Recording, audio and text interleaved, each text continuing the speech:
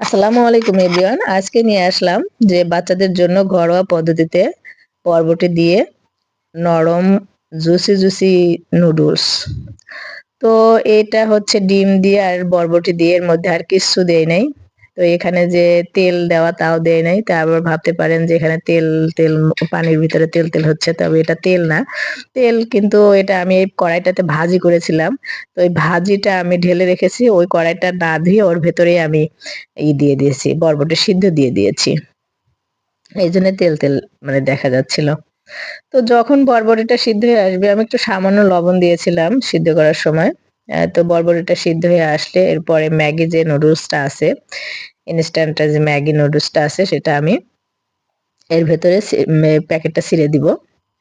তো নুডলসটা যখন সিদ্ধ হয়ে আসবে, কিছুক্ষণ রেখে সিদ্ধ হওয়ার পরে আমি একটু উল্টিয়ে দিব। উল্টিয়ে দেওয়ার পরে এখানে আমি পাশেই হচ্ছে ডিম ছেড়ে দিব। তো এভাবে যখন নুডলস রান্না করবেন দেখবেন একদম অল্প সময়ের মধ্যে, আর কোনো ঝামেলা নাই এভাবে নুডলস রান্না করা। কোনো প্রকারের আমি পেঁয়াজ ব্যবহার করিনি, মরিচ না, আবার তেলও না। আর বাচ্চাদেরকে আপনি যখন ভাজি করে নুডলস খাওয়াবেন তখন শরীরটাও কষে যাবে। মানে এতে গ্যাসও হয়। এজন্য আমি আমার বাচ্চাটাকে ভাজি করে নুডলস খাওয়াই না। এরকম ভাবেই দেওয়ার চেষ্টা করি। এর সাথে আপনারা চাইলে আরো সবজি এড করতে পারেন। তবে বরবটিটা আমার কাছে খুব ভালো লাগে। আমার মেয়েকে খাওয়াই, পাশাপাশি আমিও খাই।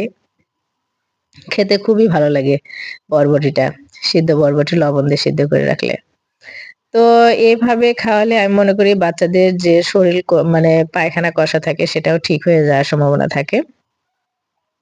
তো এইভাবে আপনারা বাসায় ট্রাই করে দেখতে পারেন যে কোনো মসলা ছাড়া, কোনো ঝামেলা ছাড়াই হচ্ছে এই নুডলসটা রান্না। তো যে ম্যাজিক মসলা যে ছিল ম্যাগি প্যাকেটের ভিতরে, সেটাই আমি এই মসলাটা আমি এর ভেতরে আবার করে দিলাম, ছিঁড়ে দিলাম। তাছাড়া আর কোনো কিছুই আমি দেইনি। একটু পরে যখন পানিটা মানে শুকিয়ে আসবে একটু, আর ডিমটা সিদ্ধ হয়ে যাবে, তখন আমি এটাকে নামিয়ে নিব। এইভাবে আমি প্রায় মাঝেই আরকি আমার মেয়েকে রান্না করে দেই আরকি। ও এভাবে নুডলসটা খেতে খুবই পছন্দ করে। তো আপনারা এভাবে রান্না করে দিতে পারেন। আর আমার এই রেসিপিটা আপনাদের কেমন লাগলো অবশ্যই কমেন্টের মাধ্যমে জানাবেন। এটা কোনো ঝামেলাই নাই এইভাবে রান্না করাটা। মানে কোনো বেশি সময় লাগে না। ৫ মিনিটে আপনি রান্না করে ফেলতে পারবেন। শুধু সিদ্ধ হতে যতটুকু সময় আরকি। তেমন কিছুই লাগে না। তো আমার রান্না হয়ে গিয়েছে।